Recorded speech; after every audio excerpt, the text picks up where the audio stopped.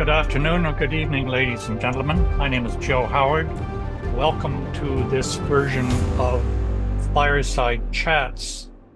Today, we are privileged to have two guests with us. Chris Ankersen, who was with us, I guess, a couple of years ago, Chris. But for those who don't remember, Chris is teaching at New York University at the Center for Global Affairs. And he was previously served with the PPCLI and has served overseas, as well as having taught at LSE, King's College, and RMC. We're also delighted to invite to host for the first time today Professor Matthew Ford, professor at the Swedish Defense University in Stockholm, whose work is focusing on the character of war, military innovation, and how technology impacts conflict. Today, we're going to talk about the role of civilians in war and where they stand and what their standing is or is not. And I think we should at this time turn the floor over to both Chris and Matthew and let them have at it. So Chris, perhaps you can launch, and then you and Matthew can have a fireside exchange of thoughts, and we'll follow. The floor is yours. Thanks very much, Joe. Thanks very much, Matthew, for agreeing to this. I guess I'll start off by saying, I guess, in a way, the simple assertion that lies at the heart of my argument, which is to say, civilians are not caught in the crossfire in war, but are very much in the crosshairs. They lie at the heart of war. We're not talking about collateral damage or a few accidents or a few psychopaths.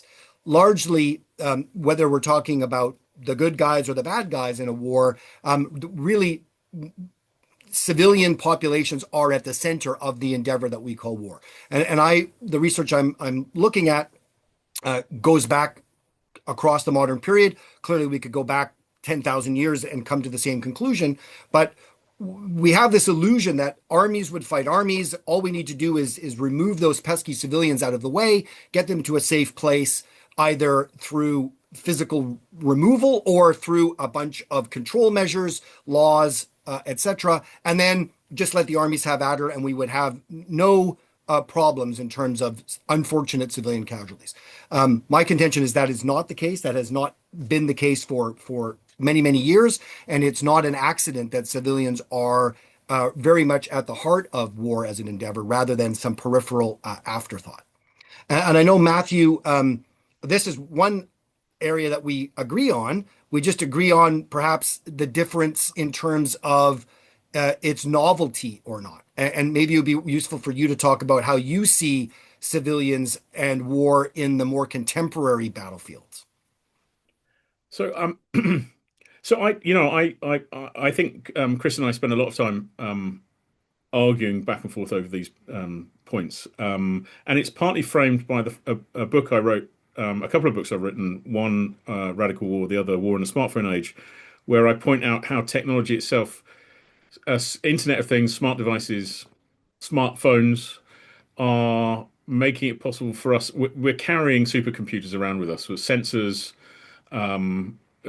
microphones, cameras, GPS, LiDAR, the internet, effectively, connectivity, and that level of connectivity is much faster than any military connectivity. So, civilians can communicate in a much more robust and speedy way in many respects than the armed forces. And this has allowed civilians to share information about what's going on, what they're seeing, either as propaganda, from Toronto or from the Tube in London, where they're just amplifying images of war and posting a comment on social media about that. And people, of course, can do that on the front lines, but they can also take pictures and images, post those on social media. That becomes useful intelligence, or get directly involved by using their smartphone to drive a drone or work alongside, as a civilian, work directly alongside a military headquarters and sort of share information that they might be collecting, again, using smart digital technology. So the argument I've been pitching, and I think this is where Chris and I have been spending a lot of time going back and forth debating is whether the technologies that I'm describing are changing patterns of participation. And so instead of talking in terms of civilian and combatant, I've been talking about um, changing patterns of participation, participatory war, where everyone, by dint of carrying a device, can either wittingly participate by literally taking a photo and giving that information to a intelligence fusion cell, or unwittingly participate on the basis of the metadata that they are passing through cell phone network or through data sharing or whatever. So that's been our point of contention, and I think it's a sort of there's a bit of a language game, I guess, between this idea of civilian and combatant and me talking about participant or not. That aside, I actually think we probably agree on things more than we're saying, and I think that probably goes back to maybe the normative language around civilian and combatant and the challenges around law and ethics and other bits and pieces, all of which I understand make some sense to defend in some way, shape, or form. But as I said, my suggestion is there's something going on in the character of war here in terms of participation. Yeah, and I think if we go back to the 1990s, the idea was, for example, then we're talking about spectator war, right? That civilians are out of it, and indeed populations are out of war, and it's a very, very small percentage of a professional military that does the fighting, kind of exemplified by George Bush's idea of, go back to the mall, do the thing that you do in peacetime, consume, be a good citizen, let the military handle things. There was a period there in the late 90s, early 2000s that population would have very little to do with war. And so your notion of participation in some senses says no, not anymore. People are now able to kind of be part of that. I guess my perspective is that even that spectator definition, or if we change it to participation, doesn't talk about the full scope of civilians. And I think civilians have been implicated in war in several different ways. That doesn't really span this notion of combatant, non-combatant, or participant or spectator. So, for example, in the book project, I talk about engagements, civilian engagements. The first, pathological kind would be idiosyncratic engagements where individuals do indeed rob civilians or kill civilians or sexually abuse civilians as a way to satisfy, psychological or individual needs.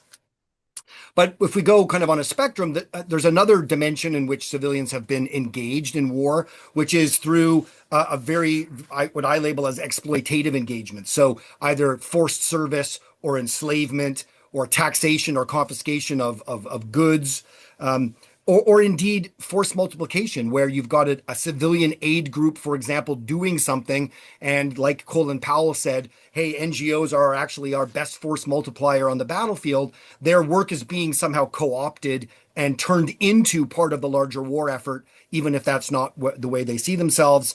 I think where we do have some overlap here is that the information ability of civilians as sensors, essentially walking around, that can be exploited very much. But also using civilians as a means of, either refuting or justifying the reason to go to war in the first place. So in the First World War, for example, the notion that Belgian nuns had been raped by German soldiers, this notion that these civilians were the kind of why we are fighting. Or we could look at the girls who don't get to go to school in Afghanistan as the reason why we should go to Afghanistan in the first place in the 21st century.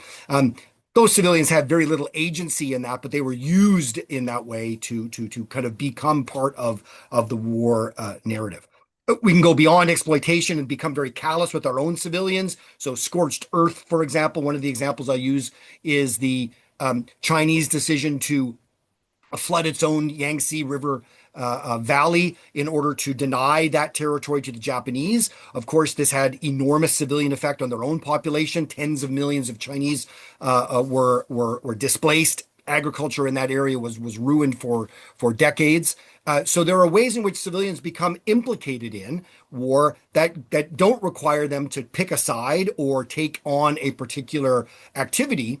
And that can include kind of at the top end, I suppose, something like what was euphemistically called by NATO at the time, counter value targeting, which meant using nuclear weapons to hold civilian populations at risk, which was basically if you launch, we will make sure we kill. And I think the figure used to be 76 million Soviet citizens will be evaporated, and that will be enough of a deterrent effect. So to pretend that we make civilians choose a role, we are often the ones that is to say, decision makers going to war are often assigning those roles or extracting or instrumentalizing things from those civilians, regardless of what they think they're doing at any one time. So I mean, the way I'm, it's interesting you say all that because I was reflecting on as we were starting the conversation before everyone joined. I was reflecting on some chatting we were doing, and I was just contemplating the technologies that armed forces are building, and I'm thinking principally about what's going on in the United States in relation to the Iran war. The technologies that have been built, the situational awareness, the intelligence collection and synthesis, and then organizing that data so that it can be give the appearance of the battlefield being transparent in some way, shape, or form, and that this allows for this synthesis and application of AI, a number of other collection of all fusing all of this intelligence plus synthesis and application of AI can somehow not only render the battlefield transparent but also help you optimize in some way, shape, or form what kinds of targets you might need to select and attack, and possibly even sequence in terms of and construct a tempo of operations, so such that the technologies we're talking about, the C4 ISR technologies we're talking about, we can go from whatever it was in Kosovo, 180 targets a day to hitting 500 or therefore thereabouts targets a day. This idea here is a sort of a very seductive technology that implies that somehow we can identify precisely what a target is, and we can cleanly apply a munition or a weapon platform to attack and strike that target, and therefore actually the collateral here is something that's sort of passed out of the intelligence picture that we're being presented with, and so that the political cost associated with using war as a policy instrument sort of gets reduced because look, we've perfected the art of clean war, something that we've been talking about, precision clean war, something we've been talking about for a good, I don't know, since the debates about area bombing in the Second World War or not, something like that. That idea is now firmly in the minds of the armed forces as a way of justifying and explaining away the problems and challenges around civilians and their importance and relevance to the battlefield. And I go back to you and I go, well, sort of like, isn't this a tale of two stories? So the military are saying, look, we can do precise and clean war. And then what you're talking about is the kind of messy, unpleasant, Well, yeah, I don't disagree with the story you're telling in terms of that's the way that narrative is played out. But I would say that it's not true for two reasons.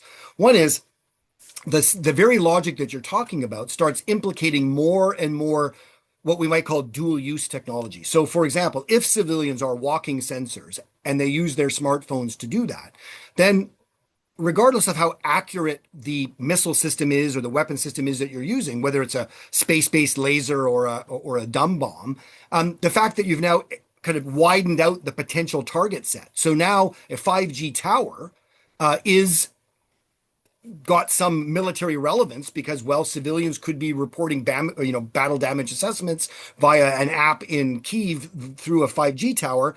Therefore, it's now legitimate to take out that capability. So what is putatively a civilian system in an urban environment on top of an apartment building has now been implicated as part of, as you say, a kill chain or a kill web or an ISR system that is no longer military or civilian. It is now co-implicated, and therefore we actually increase the amount of damage that we're doing. And again, I don't care how accurate your space-based laser or your ICBM or your TLAM is, taking out a 5G tower on top of an apartment building is going to probably have some civilian casualties. And again, international law does not prevent that. International law does not outlaw the killing of civilians.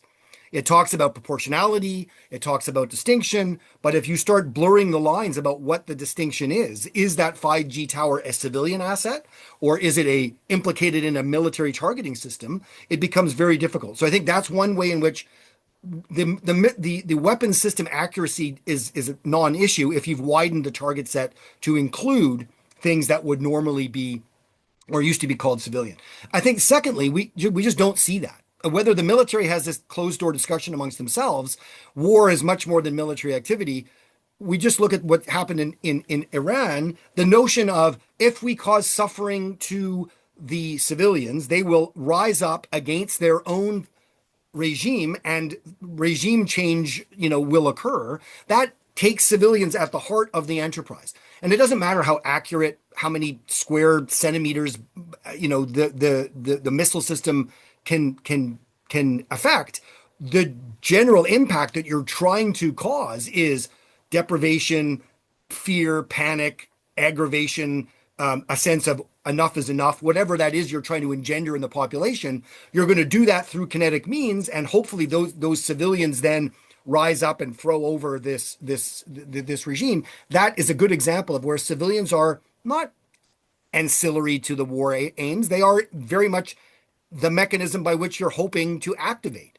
And that's one of the examples I'm talking about. So I think this notion of surgical strikes, as we used to call them, or putting a smart bomb down the chimney of a building in Baghdad in 2003, these are in some ways distractions. The global war on terror, the civilian casualties from lots of drone attacks, which had the capability of being very precise, much more precise than dumb bomb carpet bombing.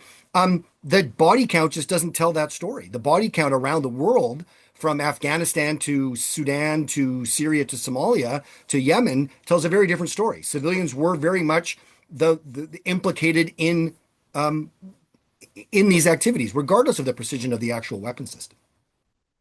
So, but clearly the important thing here, though, is that the political cost associated with that is, reduced in many respects in terms of how that plays out for those powers that have the capacity to use that technology in that particular way.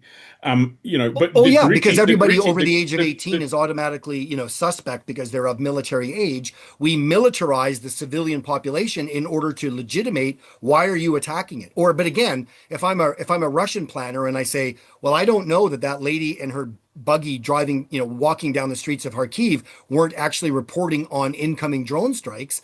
I'm allowing that individual that we would have once upon a time called a civilian target. We're shading them more in potentially military, and again, that expands the target set. I think is one of the big problems here. I was thinking where I was going here was reducing the political costs makes it more likely that you might be inclined to use the military lever. Of course, what you're usefully putting back in is the grittiness of what all of that implies in a way that only makes sense for those at the receiving end of these strikes. And that seems to me to be a consistent truth here in terms of civilians are always taking the brunt of that, irrespective of how these things are represented on social media or on by the press corps or whatever, having gone to a briefing by Pete Hegseth. And I think this is where Robert Pape, who wrote a fascinating book in 1996, Bombing to Win, talked about this illusion of air power being able to achieve things that it just really wasn't ever able to achieve.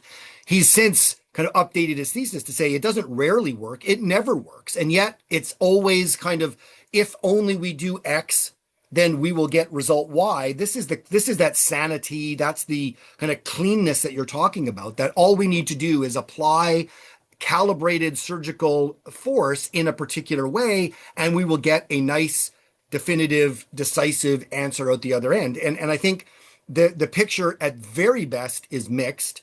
We do see some examples of where this bombing to win does work. You could talk about U.S. atomic bombs in Japan. You could talk about the NATO bombing in Serbia eventually meant that the people themselves sent their own leader to the Hague, for example. But we also see ineffective examples of this. The bombing campaign in North Korea during the Korean War by the UN forces, as largely the U.S. Air Force. They bombed every building there was. There were no targets left to bomb, complained the pilots, and yet it did not decisively make any difference to that war. And indeed, there are examples in relatively contemporary history that are counterproductive. So the Nazi kind of V rocket campaign spent a lot of technological time and bandwidth and resources that could have been used for other things by the German forces. Many parts of the German forces were very jealous of the V rocket campaign, and yet it had no effect. It killed some civilians. It did civilian damage in London, but it in no way had the revolutionary effect that the planners expected that it would. We could also look at the German campaign of unrestricted submarine warfare in the First World War. Sinking the Lusitania was a contributing factor, not the only factor, but a contributing factor. It didn't frighten Americans. It didn't keep Americans at home. It indeed drove America into the war or contributed to that. So the fact that it works or doesn't work, there's not a great success in this targeting of civilians, and yet almost every war starts with this. We're going to start with a shock and awe campaign. We're going to call it a decapitatory strike. We're going to hope that the civilians rise up or defect or people throw down their arms. And yet it's a pretty mixed picture at the other end. So, I mean, we've got a sort of idea. I mean, the heart of what you're describing here, Chris, is this idea that civilians are kind of instrumental in a way and instrumentalized in many ways, more than actually is typically recognized or reflected upon when it comes to thinking. I mean, put crudely, the type of activity that US is pursuing right now is a sort of using technology to try and manage and control warfare so that the effects of it don't bleed out into sort of some emergent or unforeseen consequence. And what I think what you're putting back in this conversation is a sort of the brutal and ugly side of conflict, that where civilians are shaping what's possible as much as anything, and framing the context in which these use of applications of force are working. Is that a fair description in your mind? Yeah, I think that's what I'm trying to kind of put a corrective in there. That rather than saying they'll welcome us with open arms, or they'll be throwing flowers as we invade, or they will do our bidding by the clever use of the kind of Thomas Schelling game theory. We do a step and that will reverberate in the system and cause a very clean outcome. That's what I'm trying to warn against. That I think we treat this as if civilian casualties are now accidents or only collateral, or the work of some crazed lunatic at some level. Some captain goes off a script, or some sergeant has kind of had enough and he's going to retaliate against his buddy's death. And that does happen, of course, but those are actually minor incidents rather than the ways in which civilians are instrumentalized. And we can look at an enormous amount of relevant examples. So, for example, one of the calculations that Putin made in the initial large-scale invasion of Ukraine in 2024 was this notion that there would be so many refugees caused by this that Europe would essentially be paralyzed, that the enormous amount of outflow of Ukrainians fleeing would become in some ways an instrumental weapon to neutralize Europe. The Italians and the Poles would be fighting about who should pay for these refugees, how this should go, how this burden should be shared. And essentially Europe would not be able to kind of actually enter into this in a politically or militarily salient way. There was a dress rehearsal for this, I think, in the fall of in the previous fall, when Belarus started putting Syrian and Turkish refugees over the border into Poland. That did indeed cause a backlash. There was a big populist uprising against this acceptance of these refugees. And indeed, I think this solidified in Putin's mind that the civilian outflow is not a byproduct of the war. It's very much part of the strategy.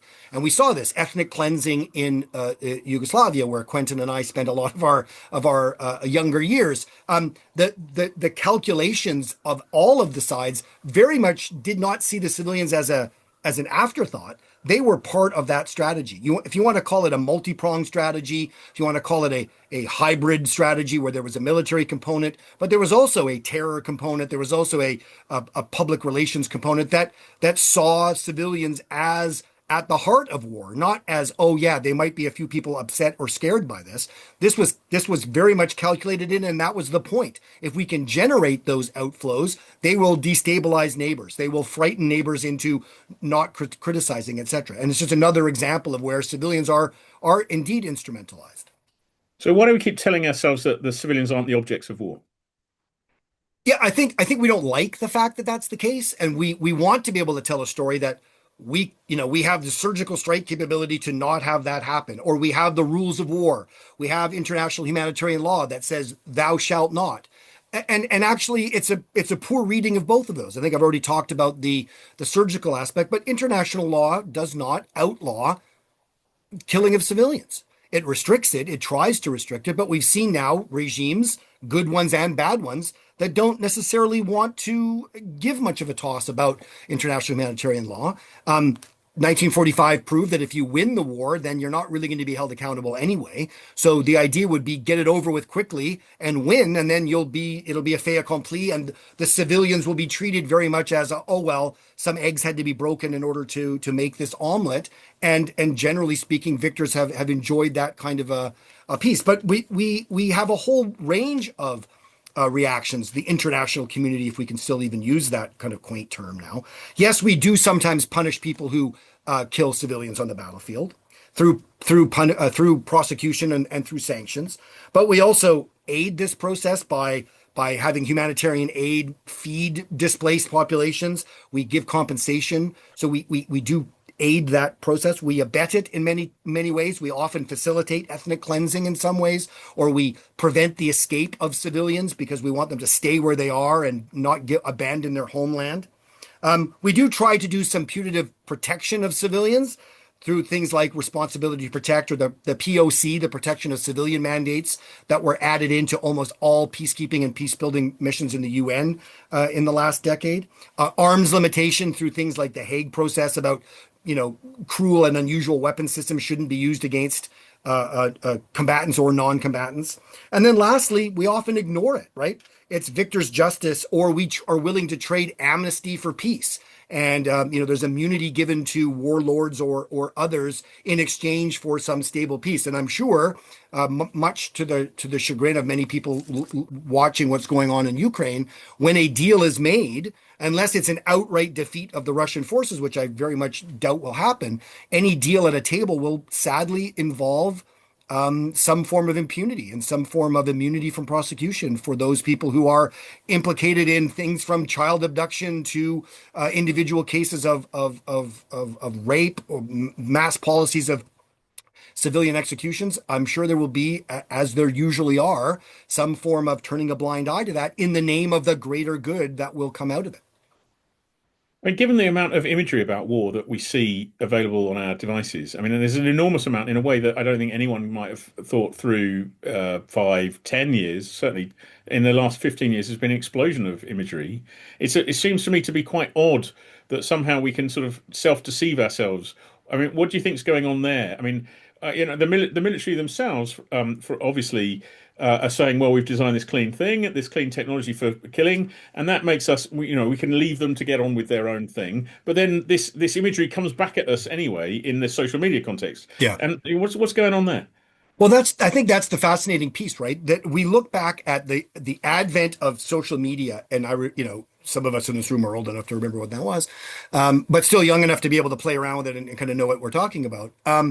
If you look at the Arab Spring, the idea was Tahrir Square, we will finally get the ground truth and only the ground truth. There will be so many images beamed straight from the plaza of Tahrir Square that there's no way that the state will be able to cover up what's really going on. And that kind of bright spark for social media's kind of transparency lasted about 10 minutes until the Egyptian regime put their own plants on Tahrir Square and were sending conflicting, at that time, probably Facebook updates, but also then started closing off the internet and preventing that. So we haven't really seen the promise of social media as bringing the war to not only the bedroom or the living room of the nation, but into the hands of everyone else. Because I think if that were the case, places like Yemen, places like Myanmar would not be forgotten conflicts. And certainly Gaza, when we're talking about, you can pick your number about how many casualties you think have happened in Gaza, but how many blocks of flattened buildings? I mean, this is not, you look at the landscape and this notion of surgical war is completely proven to be nonsense. You've surgically flattened 4 city blocks? I mean, that doesn't even make sense. I mean, you can use a razor blade to do that if you want, but it took an awful lot of razor blades to accomplish it. If the power of those images were such that it would shock and offend the domestic populations, the Canadians, the Spanish, the British, the Americans, to the point where we would go up and have an uprising against our political leaders and make them stop the war, then shouldn't we have seen that already? Because as you say, it's not because we don't know, we don't see what's happening. In some cases, for those of us toxically online like myself, every 20 minutes. And yet it doesn't seem to make any difference. We're not really stopping this war any more quickly than we would have the Vietnam War or the Korean War. And those wars, you could argue, had much less immediacy. If you want to see dead Palestinians, if you want to see dead Iranians, if you want to see dead Yemeni, you can see them by the droves. And yet it doesn't seem to have this war stopping or war limiting effect other than through increased censorship and attempts to control those narratives, intends to flood the zone with excuses and justifications post facto. So I don't think it's a game changer in the way that people have, and when I say people, I mean you have said that it would be. Yes, you're having a direct dig at my own work here. Well, I mean, tell me I'm wrong. Let's spin it. Well, I mean, there are a number of reasons why you're wrong. Let's start with the fact that the information ecosystems you've been describing are different from, the information infrastructures available in these parts of the world are very different from the ones you'd see in Ukraine or the US or whatever. So, the actual platforms are working. The social media platforms are working in particular ways. There are 106 languages in Ethiopia. None of those have necessarily been coded into Facebook. You're not looking at Ethiopian specific Facebook pages. And political violence is spreading quite happily on those places, and it takes activists several weeks to be able to take down that stuff. The availability of digital infrastructure, smart devices, is not equally or evenly distributed either. So there's lots of things going on, short of what you've just described. I don't think the state has a monopolistic control over the internet at all. And that's why we have VPNs and all sorts of other things going on, which are sort of getting round some of these technologies. But let's put that aside. Well, No, Chris, you're going to have to shut up again because there's a very good question about Polymarket, because clearly that is an indication. That is one of those moments where civilians are reshaping how wars are presented. We're picking out this target. Journalists are having to go online and, they've reported something accurately. A missile's landed somewhere. And because someone's bet against a missile landing somewhere, they're actually harassing the journalist to retract their story. I mean, clearly, Polymarket is having an effect on how war is being either represented or in some ways conducted. They are, but in not the ways that we would have expected, right? It's not this sunlight is the best detergent and we would therefore have like unmediated and pure information, which would then hopefully, again, if X, then Y, trigger some kind of an outcome. For example, a very, very well-established, shall we say, I won't say that they're necessarily good, but well-established OSINT organization, the Institute for the Study of War, whose maps get used ubiquitously by people like David Petraeus or Carl Bildt as open source and declassified ways of saying exactly the ground truth of what's going on in Ukraine.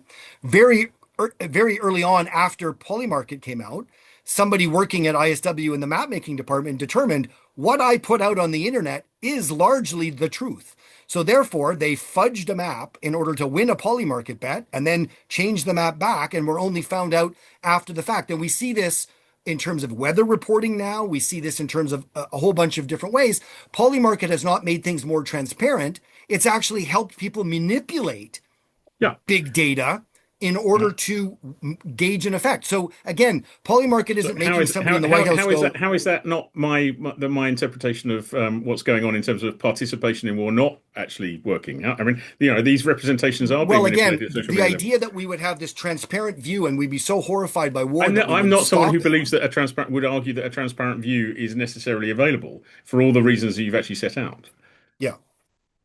So, is it I mean, is that changing war, or is that changing how we make a map? And then I win a bet because I changed the map. Didn't make any difference to what was going on in the war. That little village in Ukraine was or wasn't actually taken or not taken, but the map said it was so. The map by, a master's student in Washington, D.C. And therefore that became the reality that Polymarket paid out on. In the same way Well, that Pete Rose used to throw games and make money betting against himself in baseball. And I don't think that's a new thing. It's just commodified yet another human activity. And, gambling is a social ill, and we've now expanded its scope. I don't think it's changing war. It's oh, well, no, but we are talking about how war's represented and understood. And in that respect, the armed forces themselves are equally as guilty of sort of misrepresenting the battlefield at multiple levels in order to sort of fudge actually what's going on and present a story to a higher command that might not actually be in any way relating to the reality of the situation. No, those sorts of things are yeah. equally as human and as normal. In that Imagine respect, the body war count is. debacles in the Vietnam War telling people like Westmoreland what they wanted to hear if you were actually able to make money on it, or your sister-in-law was able to make money on it. The scope for corruption, shall we say, in that information network is rife, absolutely. But I Well, don't know if that makes people launch more or different patrols, or does it actually change the no, I think I mean, I think that in that respect there is a consistency in how armed forces talk to them, so tell lies about things that's going on. I mean, that's no one's going to admit to the My Lai massacre. That's going to have to come out another way, right? That's going to be represented in a particular kind of way to higher command and emerge in some other way at another point in time, as it in fact did. But you're always fudging front lines. You're always fudging what's going on, and that's just. I mean, in that respect, that's kind of interesting. But we're getting into a rabbit hole a little bit. Maybe one last question. I mean, you sometimes present what I'm talking about in terms of there being some kind of sort of significant change of some description. And I don't really describe my own work as in those sorts of terms. I sort of, we've noticed things differently. Technologies are changing patterns of engagement in society. The way we communicate is reshaping what we see and what we don't see. It's and what we're attentive to, and I think that's kind of not particularly contentious in any and that's happened since the radio or the newspaper or photographs or whatever. And I'm just sort of pointing out that this is sort of what's happening now has changed things a little bit again. It's not particularly revolutionary, but it's still important to note, I think, and to document. Whereas, I think when it comes to yourself, Chris, you kind of are trying to point out that there's a sort of line, a trajectory, a evolution, a kind of there's no real significant changes that we need to. I mean, we're observing differences, but they're differences of the same type rather than something happening that's there's a change in category of some kind. right? And Yeah, I so, mean, and I so the think. question I have for you is that in terms of future trajectories. I mean, is this just you could in another 10 or 20 years you're documenting the same stuff, but maybe in a different way, electronically, some other way. I don't know. What's your view of this in the future? I mean, I'm not one to say there's nothing new, but what I would say is that we've seen some of this before, and it echoes. Maybe it's cyclical. So, for example, the cabinet wars of the 17th century were very much look, wars will be fought in fields away from villages by professional soldiers in relatively small groups. It'll happen at sunrise, it'll be done by sundown, and that'll be it. We'll decide almost in a very gentlemanly way, and that will be war. And the villagers will have to be told, hey, raise a new flag up the church flagpole, and that will be it. And they'll be like, okay, we move on. If you're an Alsatian or someone who lives in Laras, you would have found that happened at a kind of staggering amount of time, and it really didn't implicate you very much. People who joined the military might have been second or third sons. They went off and they came back, or they didn't come back. And it was very much a hermetically sealed activity. That changed over time. And we may be going back to a point now where relatively small professional armies are engaged fighting over there. And we can therefore, we are somewhat different and distant from the people that we see on those screens. That may not always be the case. If we're theoretically talking about worrying about fighting on the homeland, whoever that might be, then all of a sudden civilians are not going to be other civilians or civilians that don't look like us. They're going to be our civilians. So I think knowing how this works out, and that the false hope of, oh, a war wouldn't be that big a deal because it can be fought cleanly, and we have laws now, and we have, very precise weapon systems. It'll all be over by Christmas, and at the end of the day, there'll be a couple of accidents, but that'll be about it. I guess my point would be, in the future, we should not be lured into, slipping the dogs of war kind of recklessly, because we are going to see cataclysmic damage across the entire spectrum, and combatant, non-combatant is not going to be a very meaningful distinction. And I guess that's what I would say. And I think technology speeds things up or makes them happen in a particularly different way. But that story, I think, doesn't change. And I guess that's the kind of non-changing piece of this that I wanted to get across. What do you think? I mean, just lastly, if there's a lot of conversations about the network state, the idea that the state is going to have to fundamentally change in the context of Silicon Valley, digital technologies, AI, all the rest of it, and that power will inevitably shift away from whatever the state sovereignty won't be conceptualized in the same way as it is currently, and we're having to move to a network state. Is the civilian still playing the same role in this? I mean, Well, or maybe you just disagree that the network state is a realistic. no, I think that's an interesting point. But again, I don't want to sound like a broken record, but I think that's not something that we're experiencing for the first time now, right? The neoliberalization of the state happened thanks to Margaret Thatcher and Ronald Reagan, 40 years ago, where transferring services out of the big, inefficient, clumsy, greedy, expensive government into the lean, much more kind of with it kind of private sector, whether we're talking about healthcare, railroads. It now seems that Anduril and Palantir would like to be the latest version of that, and are very much, instead of kind of being the old prime contractors of waiting around to be told, make me a submarine that looks like this, and saying, okay, I'll do it.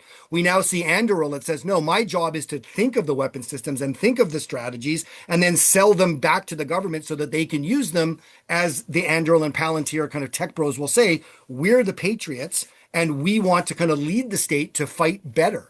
So again, I think that is a continuation of the neoliberalization of the state, the hollowing out of the state.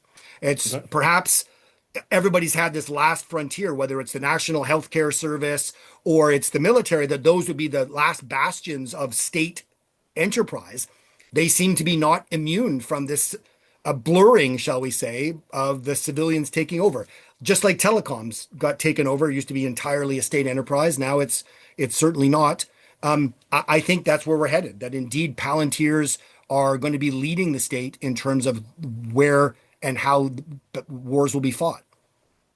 Gentlemen, we're approaching 45 minutes. I'd like to give the last word on the fireside chat to Matthew, and then I will lead off with a question, and I hope that this will invite others to ask penetrating questions. Matthew, the last word on the chat is yours. You're very kind. You're very kind, Joel. To be honest, Chris, I think we agree on more things than we disagree. And I'm not just saying that because you've attacked my central thesis around social media. My sense is really participation is framed a little bit by information flows, and in that respect, the technologies around managing information flow, and you pointed towards dual use and right at the beginning, most of that's in civilian hands, and I think that's sort of starting to reshape how targeting is working. In that respect, I would say the smartphone is kind of a reification of that civilian combatant challenge. How do we decide who's a combatant or not when your device becomes the means by which you can both represent war and conduct war? And so it sort of, the device itself becomes the blurring line between civilian and combatant. And without the challenge then is to sort of keep those divisions apart in terms of normative law, ethics, and all the rest of it. But I think the idea that the smartphone or digital devices are anything in any way new in terms of how that is shaping who gets targeted or not, I agree with you. There's been, civilians have always been a fair game depending on the circumstances. All right. I would like to ask a question probably directed more towards Matthew than Chris, but it's fair game for both. How instrumental are civilians in the outcome of armed conflict? Can their effect amount to having a determinative effect, or are they simply more or just influential?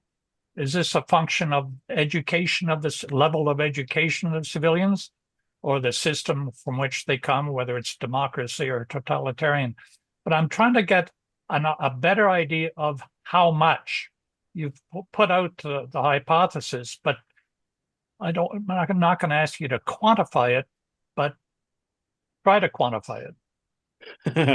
Well, I mean, how central? I mean, I think a couple of things, right? So, civilians can be very influential in terms of shaping how war is conducted. I think of all the work we put in, our respective nations put into Iraq and Afghanistan, and how important it was to try and manage civilian populations, to the point where actually even, and speaks to Chris's point. We would put barriers around a neighborhood. That's partly to make it easier to secure, but also to control information flow across the barrier so that we could get a better sense as to who's going and coming. And then, we could smoke out the bad guys. And if we have to displace civilians to other parts of the world, then it makes our problem a little bit easier to manage. So, instrumentalizing civilians in that respect is, on the battlefield itself, has got a long history, and I agree with it. When it comes to actually managing civilians in contemporary context with smart technology and all the rest of it, clearly we're living in a world that's highly polarized, and lots of, and our politics have sort of shrunk to the point where we're seeing our politics is framed by our social media feeds. And that is creating all sorts of challenges, but all sorts of possibilities for political manipulation. And it seems to me that, one easy way to sort of create a stronger sense of shared understanding, shared reality, is to reform Section 230, which is something Chris and I have been exposed to a fair amount. Section 230 is a US Communications Act. It would turn social media platforms into publishers, and then they wouldn't be able to that would mean that they'd have to go and actually manage what the content on their platforms, because then, otherwise they'd be sued. As it is, and that would be a very simple way of rebuilding our shared conversation, as it were. But actually, it seems to me that politicians themselves, not just social media platforms, and not just capital, businesses. The platforms themselves get value out of keeping everyone in their own echo chambers, but so do people who are trying to sell things as well. They want to know what demographic they're selling to. But politicians in particular, it strikes me, get all the benefit because they are looking to manipulate those different perspectives all the time. And so, the real issue in my mind is how when horizontal media, when vertical media, mainstream media meets horizontal media, we have that dysphoria where the story from mainstream media is this is how the world is, and then someone on social media goes, that's not how I see it. And then the argument happens, and somewhere in the middle there's this churn. Now, clearly, PR companies and others are trying to manipulate that churn. And sometimes that can work very well for politicians and for shaping or distracting or, misrepresenting what's actually going on, or using AI to try and overwhelm people with data so that you can't actually make any sense of what's happening. All right. And So that's increasingly a problem. All right. So then before I turn the floor over to Quentin, then we have at least two populations of civilians, those with commercial interests and those with other than commercial interests. Good point of distinction.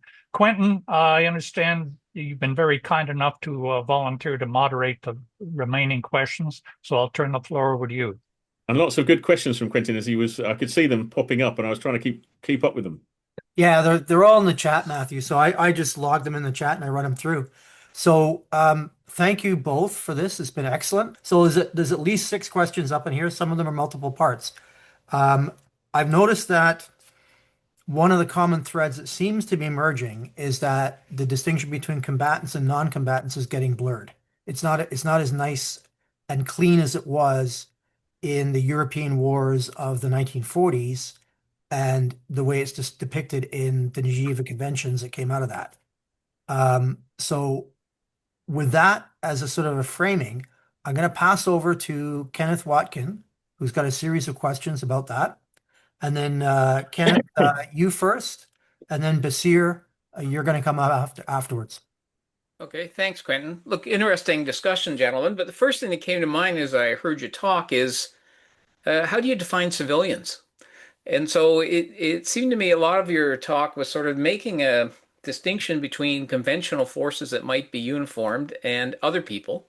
But I just wonder how you account for irregular warfare, and what about insurgencies in non-international armed conflict, which are the most conflicts that there are in the world. They're about 2/3 to 1/3 in terms of conflicts. And I guess the final is just a comment is if we're talking about recent interstate conflict, it's been reported that there were 17,000 airstrikes on Iran between the Israelis and the U.S. Air Forces, and only 2,100 civilians were reported to have been killed. And so I just wonder if precision's dead. So I guess to take the second question first, to what outcome, right? It's always fascinating, and you can listen to General Kane talk about how many gallons of coffee get drunk and how many cans of Zip gets used. But those are all fascinating statistics. But war is not about how many strikes you do or how many bombs you drop or indeed even how many soldiers or civilians that you kill. It's the outcome of how much pain to how much gain and when do you actually cry uncle goes beyond any particular set of numbers. So you could actually flip that around and say, perhaps if involving civilians is key to winning war, that inversion of that is problematic in that you can kind of drip feed out and not engage civilians, and you're not going to necessarily get the kind of outcome that you're looking for. I think go to your first question.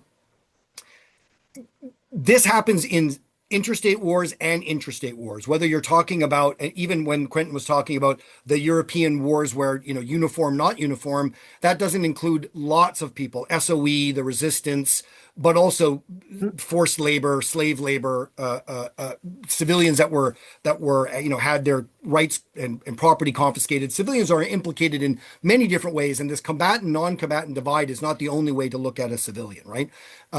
If we look at insurgencies, clearly in civil wars and insurgencies, there are civilians who, carry the gun at night and are a shopkeeper during the day. That is a subset of that.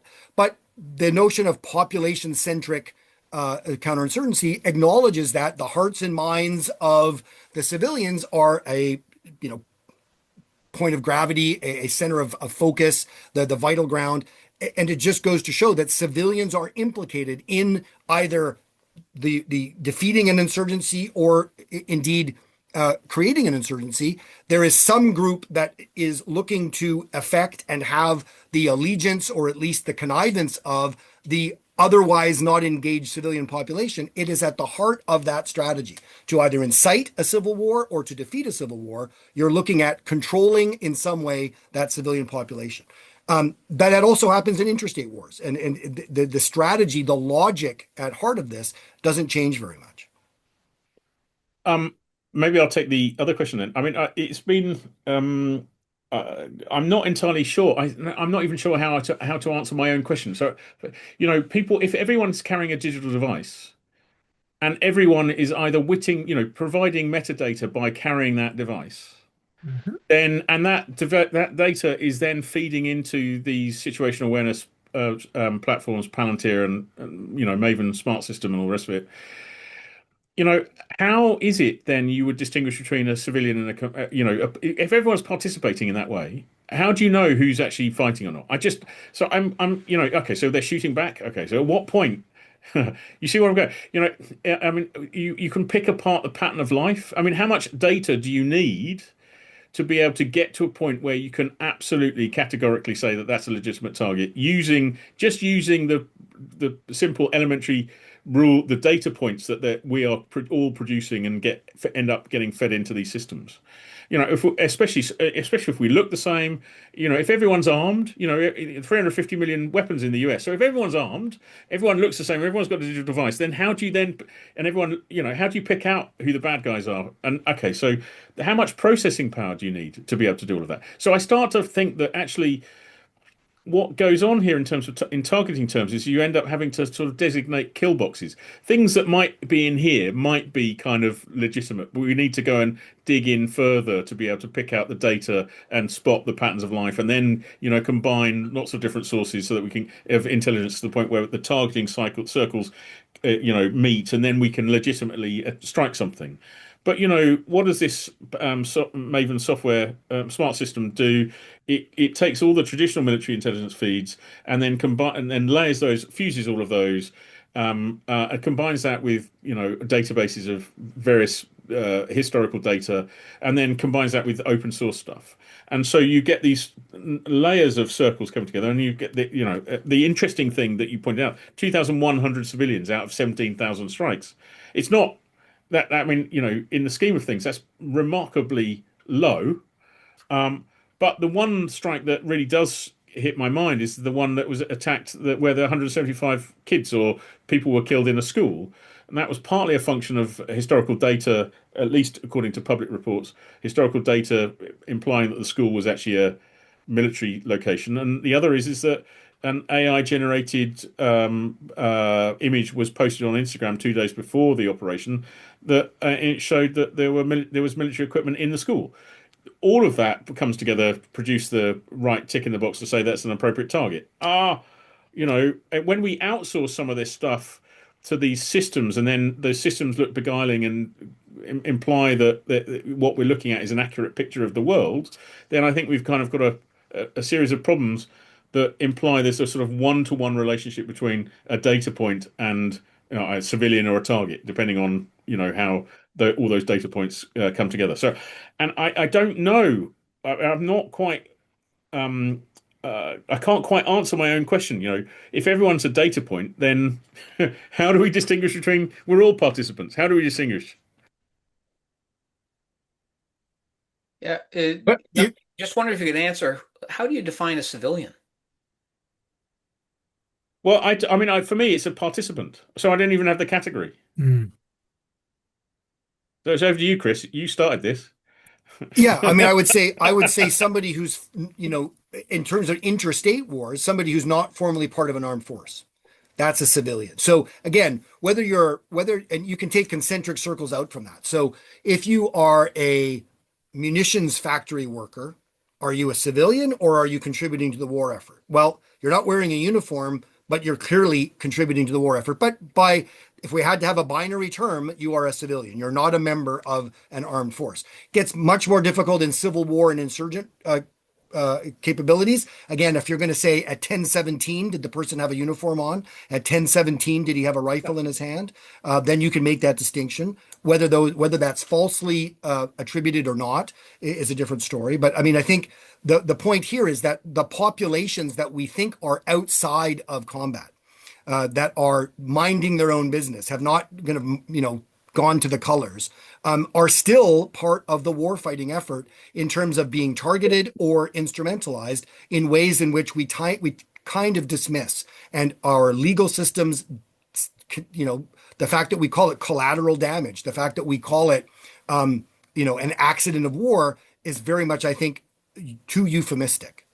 Well, and so picking up that, data centers, people working on making software. What about civilian software? WhatsApp is being repurposed in intrastate war. The WhatsApp workers, munitions workers. I mean, as far as I've just said they are.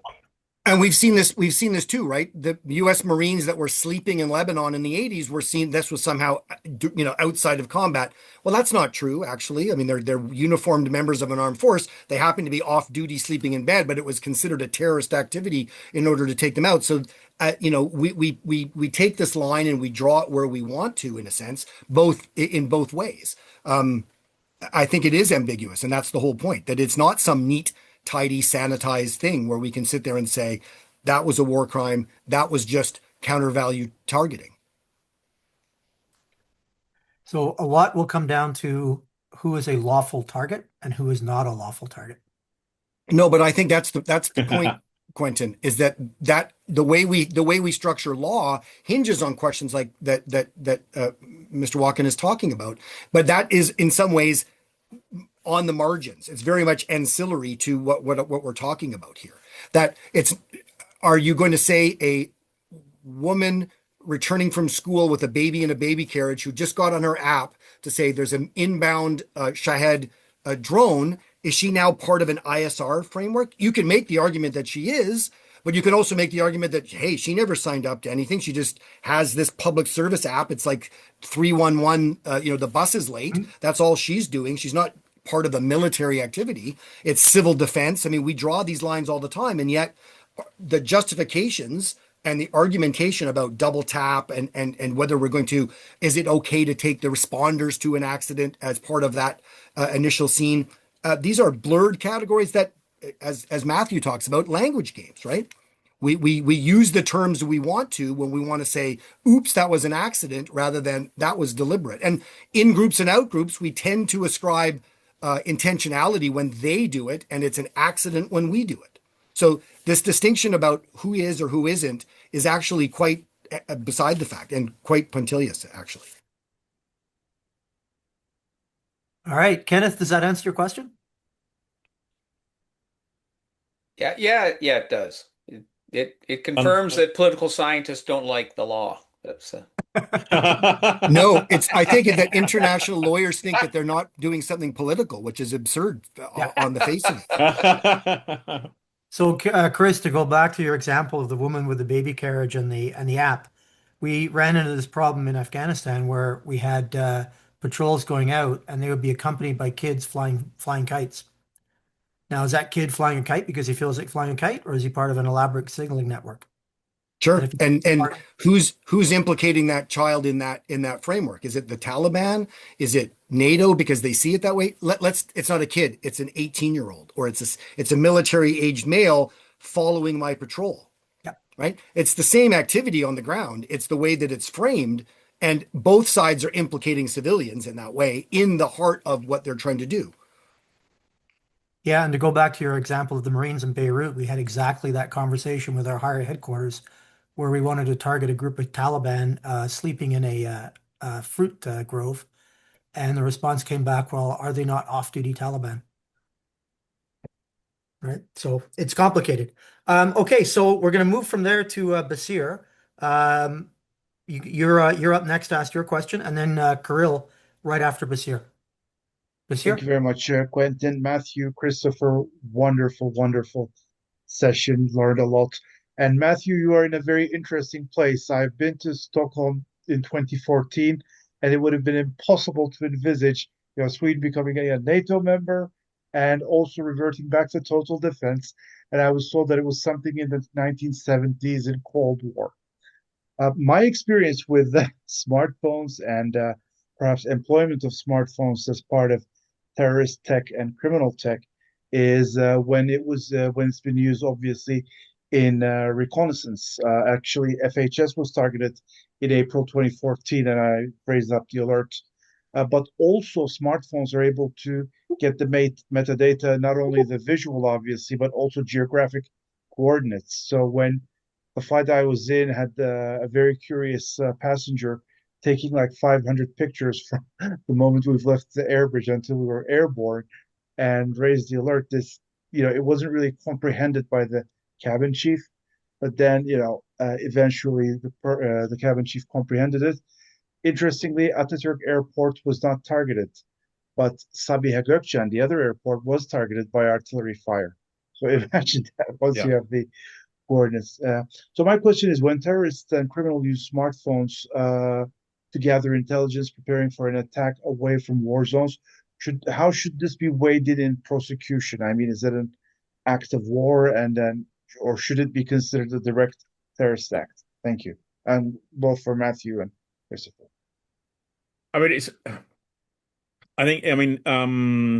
The main problem with data collected on phones is how how can it be used in a court? I think if it's possible to doctor it in any way, if you can't manage or measure its check its provenance, this is sort of indication of something going on, but not necessarily it has to be corroborated against lots of other bits of information, doesn't it? So it's an indicator. Now, well, what does that mean? In terms of actually monitoring, or I think what it probably does more than anything is actually results in geo blocking important sites and starting to having to think about how to manage the digital spectrum around your sensitive sites and locations. I mean, so Israel doesn't allow Google to go right up to the border to photograph the street location and all of that stuff, and for understandable reasons. The fact that Hamas did a lot of open source work to understand how to go about attacking southern Israel on October 7th. That was built out of, I mean, and of course they're all running off a network that is basically controlled by Israel. So, there's nothing that people are looking at that can't be seen by the Israeli intelligence community. And this is another reason, Chris, why, people weren't communicating very much from Gaza. It's running on a 2G network. So it's not like you're going to be able to use your smartphone on a 2G network, because actually the capacity to broadcast data from that space is really rather limited. But there were still, lots of open source techniques used to plan for that action. A lot of human intelligence activities. A lot of Gazans were working on kibbutzes and other elsewhere around southern Israel. So combine all of that. But the remarkable thing, it seems to me, is that was all done under, total surveillance by the Israeli intelligence community. I don't think there was anything that Israelis didn't know or hadn't seen, and yet still that operation went down, right? And I think that probably, and of course, the important thing really to remember is that the one of the reasons why that attack was so sophisticated was because when I was talking about information flows earlier, they attacked military information networks to slow down Israeli Defense Forces response time, but left civilian communications infrastructure in place so that they could allow Israelis to broadcast their own murder over social media. So, in terms of political effect, the capacity to understand the media ecosystem that they're working in and understand how civilians can be weaponized in an information space context, was crucial, I think, for changing world politics in the way that it has. So, and that's despite the fact that we're basically working in, if I think of the most sophisticated militaries in the world, it's the US and it's Israel. I mean, China, yeah, but it's Israel, right? And then maybe Ukraine, but so for that to all happen, it's completely gobsmacked me, really, to be honest. But I would say, so for example, there was a discussion in Afghanistan about where at the notion of modernization and economic development, the idea that you would need to build a telephone system and a telephone service across the entire country. And therefore there were plans to bring in, towers and everything else. And then there was some thought about how might those be protected? Because of course, if you're the anti-government forces, you're Taliban, to blow up one of those towers would help kind of derail this development plan. So there was that aspect kind of laid on top of that. So it's not just economic development; it's then protecting those assets. But then another layer was, well, hang on a second, are we not providing and amplifying and making it easier for the Taliban to communicate with each other, to lay ambushes and to report on things? So should we actually reduce the economic footprint and development pathway of that country in order to degrade the terrorist activities? And those were clearly in tension with each other, right? So and again, civilian, not civilian becomes kind of an idiotic question at that stage, because you're trying to achieve an effect, and yet that effect is not going to be the same for every user. Now, we see this, there's vestiges of this even in countries that aren't in that kind of predicament.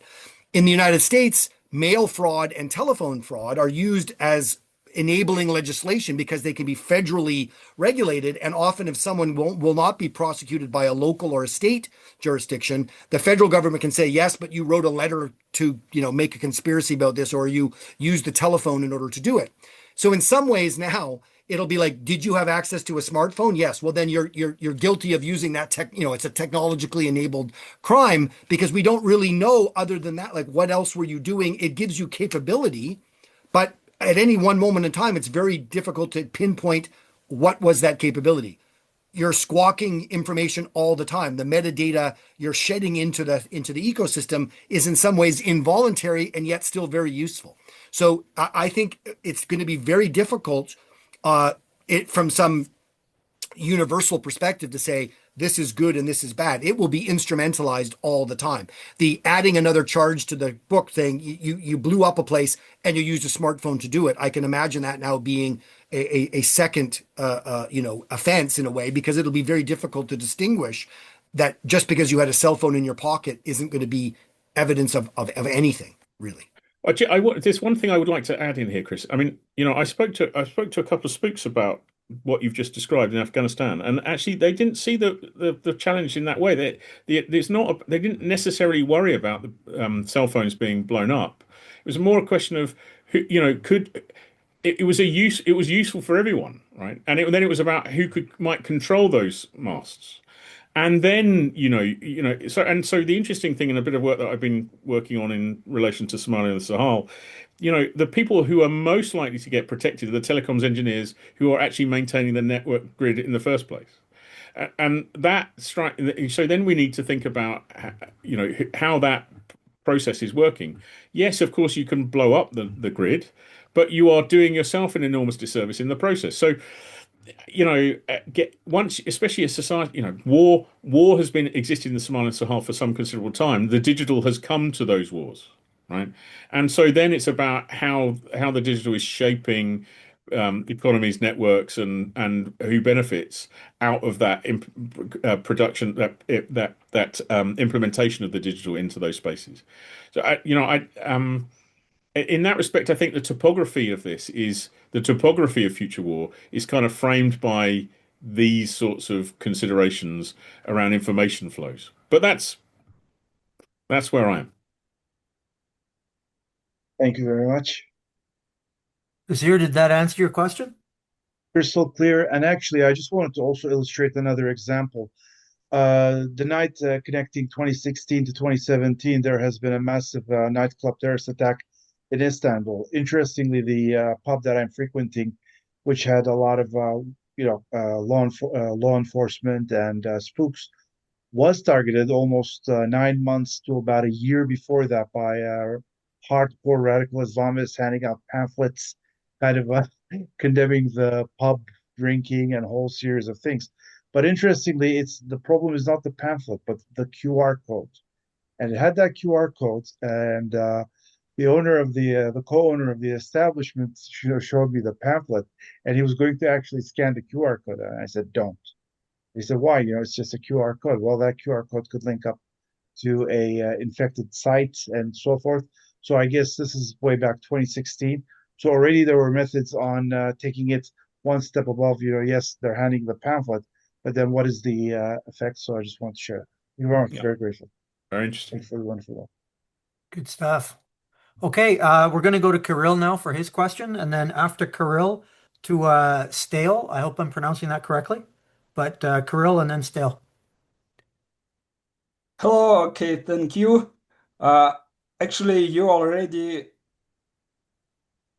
answered my question in some part, but probably you could summarize what development in the future for the situation you can presume, and what a nation can do to find this balance between security and humanity, you think? Yeah, that one.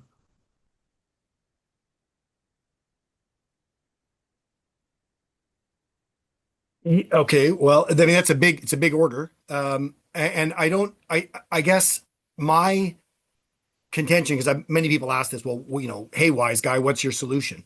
First of all, I don't take it on myself to provide solutions to big problems. Pointing out some aspects of problems is a bit of a service already. I don't necessarily take on the entire weight of the world on my shoulders to actually get the balance right between security and humanity. But what I would say is we should try to avoid the seductive nature of, we have all this tech, we have all these means, we can somehow be more clean and less intrusive on civilian life by going to war. Troops will be home by Christmas and nobody will get hurt. That's not true. It's not ever been true, and it's not going to be true. We that's not how war works. War has an attendant bunch of plagues that go with it, including the instrumentalization and targeting and exploitation of civilians. So regardless if we're talking the year 2075 or 1915, civilians are going to suffer when we go to war, and therefore we should keep that in mind and not fool ourselves that that used to happen, but now because we have enter new technology here, we won't have that happen. So I think in what we're both agreeing on very strongly, I think, is the idea that war is messy and ugly, and you shouldn't enter into it lightly, and people will die, and we need to be attentive to that. And certainly when we are making our political choices about going to war, what you've seen in the last, we were in what, year two? Was it year 2.5 of the Trump presidency? So what we've had multiple wars and a the use of force. He's reached for the use of force quicker than I think I might have liked, but none of that sort of implies that we haven't actually got a good strategy. The implication I think is the technologies themselves have seduced people into thinking that they can achieve military results without having good strategy. And what we've got, and again, as a result, is a sort of strategy of tactics where you can hit your 17,000 targets, as Chris said. So what? And none of that. And okay, so you've lost 2,100 people, civilians. Right, 2,100 civilians. Could you justify that in the context of achieving your strategic goals? I mean, possibly, right? Possibly. I mean, could you justify it to the people who are dead and their families? No, but if it produced regime change, and that regime change was actually what the Iranians wanted, then suddenly the strategic outcome would then sort of retrofits to the legal, ethical, the moral, all of these choices that I think Chris has outlined so well when it comes to thinking about the civilians. So the problem is I don't think we've actually got very good strategists. People who are do strategy are correct after the fact, right? They aren't strategists; they're historians. And we need strategists, right? We need more strategists who are thinking through the levers of the power in this way, so that we don't come up with and we see this all the time, right? It's called they're calling it now strike as strategy, but George Tenet went to George Bush and said it's a slam dunk, right? This idea that it's going to be easy, it's going to be clean, we have all the stuff. I was talking to somebody the other day about this down in the United States, and they were saying, well, yeah, we haven't really achieved everything, but we've only used 3 of our 11 aircraft carriers. The notion is it didn't work before. Maybe Robert Pape is right, and bombing civilians hasn't worked yet, but it could if we just used it, if we just did it properly, if we just did a little bit more force, if we were a little bit more accurate, we would finally achieve the potential of the decisive outcome. And that's what's actually shown time and time again not to be the case. Afghanistan was, if you took a material inventory and put 11 aircraft carriers versus 17,000 Kalashnikovs, you would have come up with a pretty easy balance of forces calculation, and you would have gone on Polymarket had it existed at the time and said, no way this will happen. And yet the Taliban was in power in 2000, and they're in power again in 2026. X amount of civilians, X amount of combatants dead, trillions of dollars expended, all to no end. Those distinctions don't make any difference in that. That all of that kind of nif-naf, what category does it belong to, amounted to nothing. The material, inventory of stuff did not make any difference in that war. And the application of AI as a way of sort of post hoc or justification in some way, shape, or form strikes me as being quite ludicrous in many respects.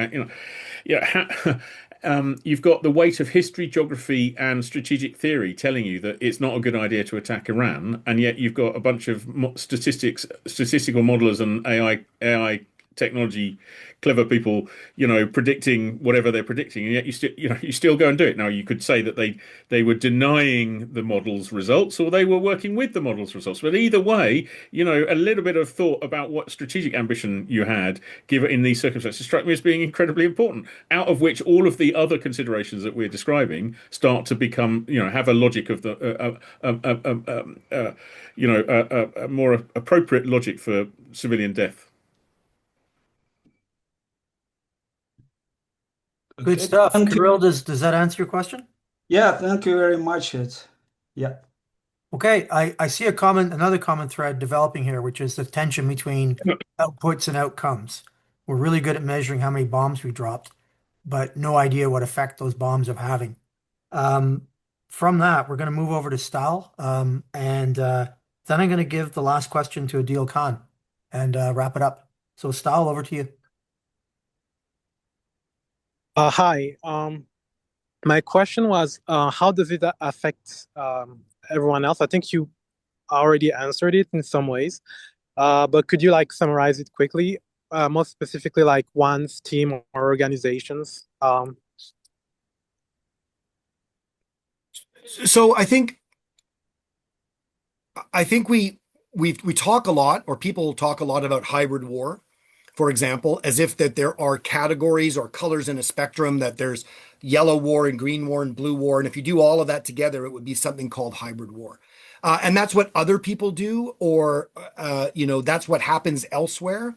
And yet we would, I think, be very surprised, or are very surprised, that things like that are happening already. And again, the distinction between civilian and not civilian, or combatant and not combatant, is not entering into this. So, for example, depending on what you think happened in 2016 in the American election, if you think the result was a different outcome from that election happened because of disinformation and exploitation of social media by an outside power, if that was able to switch to flip the switch or move the needle somewhat, that's an enormous result, and a result that very few countries have ever achieved. Certainly the Soviet Union was not able to make that happen during the Cold War.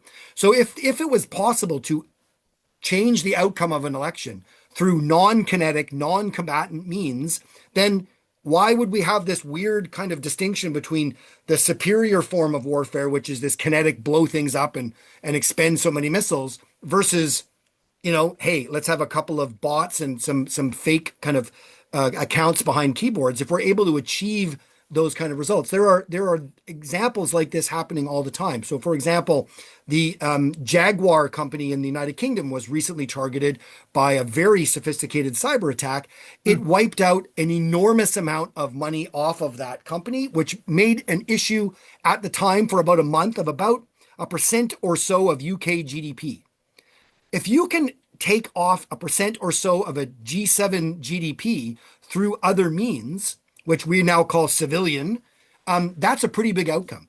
It would be quite the war, quite a kinetic war, to achieve the same thing. There would be buildings falling down in London. There would be tens of thousands of casualties. There would be lots of military forces that were kind of destroyed or taken off the battlefield in order to have that same effect. And yet, seemingly, it looks like somebody, and you can fill in the bad guy of your choice, has achieved exactly the same outcome, the same impact, through a civilian, non-kinetic, non-military means of attack. So I think as we go forward, we have to be careful not to lose sight of what war actually is. Not warfare, not combat, not fighting, not armies shooting at each other, but war. And that, in a sense, has always been hybrid. Whether we're talking about propaganda, whether we're talking about Tokyo Rose or Lord Haha, or dropping pamphlets, or blowing up ball bearings factories, or torpedoing merchant ships, it's never been solely military versus military. So we need to be going back to looking at what war means with a capital W rather than warfare. If you are crashing your own stock market because of a stupid mistake that you made, the enemy didn't do it, but you did it to yourself as part of a war.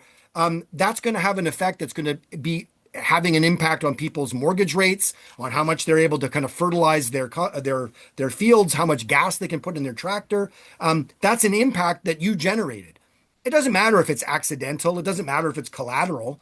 It's an impact that has been generated. And I think we've taken this notion that war belongs somewhere else.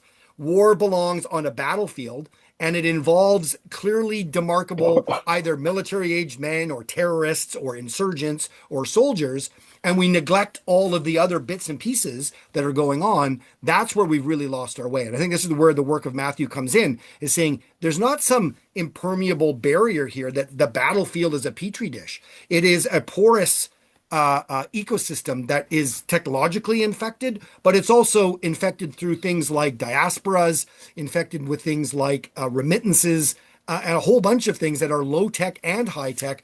It's not some controllable petri dish where we can just do what we want and we'll never suffer the consequences. And just picking up, just very quickly because I'm conscious of time at my end a little bit. The question in my mind, so we talk about total defense and civil preparation for conflict in some way, shape, or form. A lot of the time, it's very interesting because here in Sweden, obviously total defense is very important. But when we start thinking about the digital mobilization of society, what we're actually talking about is some form of digital literacy, I think. And then I start to talk to students about what they understand by the internet and how they get information on their devices and all this other stuff. And what becomes pretty clear and pretty quick is that we don't really understand the material basis upon which our lives are organized. And that's very much a function of us not, digital connectivity has happened. But, we don't know quite where, how, and under what circumstances, and we've not questioned or thought about it. And as a result, we're not quite sure about where the gaps and loops and areas for misunderstanding lie. This becomes a particularly acute problem when you're working behind enemy lines or you're in a position where you're working under conditions of occupation. Because, if you connect to the wrong network, then pretty quickly you're giving away information that and of course you can be spoofed onto the wrong network but how are people resisting occupation in Mariupol? Yes, of course they're doing it digitally as much as anything, but they're having to be very, very extremely careful about how they do that. And some of the naive ways that the West have been encouraging people to prepare for occupation completely misses the brutality of the Russians and the skills at which they are working to try and uncover networks and networks that are having to communicate digitally. When the Ukrainians are preparing targeting packages on Sevastopol, they may well have people taking photos of what's going on in Crimea, and of course they're using their smartphones to take those photos. They're not using some analog. How else are they going to get that image back to their intelligence headquarters? They have to do it, and it's not carrier pigeon, right? I mean, it could be, but it's probably not, right? So, you have to be very, very attentive to how all this kind of stuff works. But of course, we don't think about that very often. We've not been put in the conditions in the circumstances where we have to think about that. And actually, digital literacy, it strikes me as being is really rather low, and really rather low when it comes to thinking about what happens when things go kinetic and we are actually at a point where war is upon us. And thankfully so. But, there are other parts of the world where political violence is happening all the time, war is happening all the time, and these sorts of things are, I think we should be spending a bit more time studying them, because what does it mean to live under digital conditions when war's going on? Steele, does that answer your question? Yes, thank you very much. Okay, great. And we're going to have one more question. Matthew, conscious of time. 9:30. It's so 21:30 here. You can see it's getting dark already. Ooh, can't have that. No. Adil, you've got the wrap-up question, and then I'll pass the conch back to Joe. Well, thank you for the talk. Really appreciate it. My question is about the dual use technologies. And as contractors, I was at an event at dau.edu, and the short answer was that the contractor is basically responsible for their own set of security. Yeah. And so I was just thinking, like, with the SolarWinds attack, the attackers are coming through like these third-party chains. And also I was thinking about Anthropic in particular. And now Claude has like Mythos, which can do some like super amazing things, but can also be used for malicious things like chaining vulnerabilities. And I think there's another company called QIHOO360 that can do similar things. So I guess my question in a nutshell is more of a thought than a question about the nature of hardening the overall infrastructure, considering the reliance on dual use technology increasingly. Because states are not doing that as much, like going back to the 30s or the 40s. Yeah, 100%. And I think I think what Matthew said, I would build on that. It's not just digital literacy, but it's, do we know how our society actually works, right? So if you say to 90% of the people, what's the stack?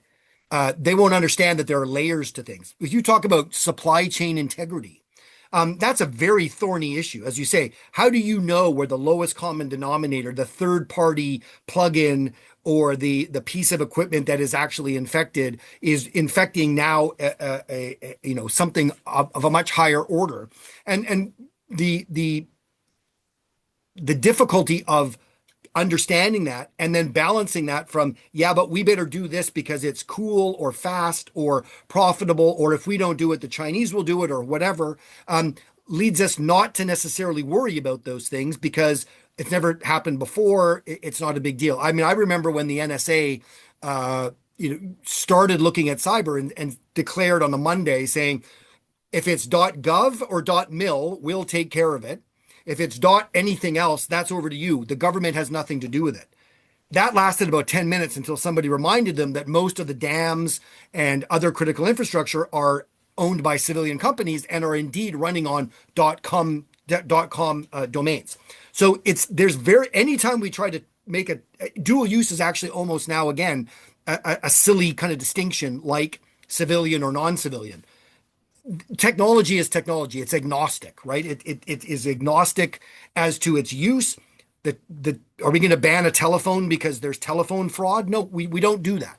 But we have to be aware that what we're doing in many ways is inviting in these vulnerabilities, the attack surfaces that we increase by using quantum technology for encryption or de-encryption, will have enormous consequences. And this is just, again, to go back to my usual refrain that Matthew hates, is that this is yet another example of measure, countermeasure, measure, countermeasure.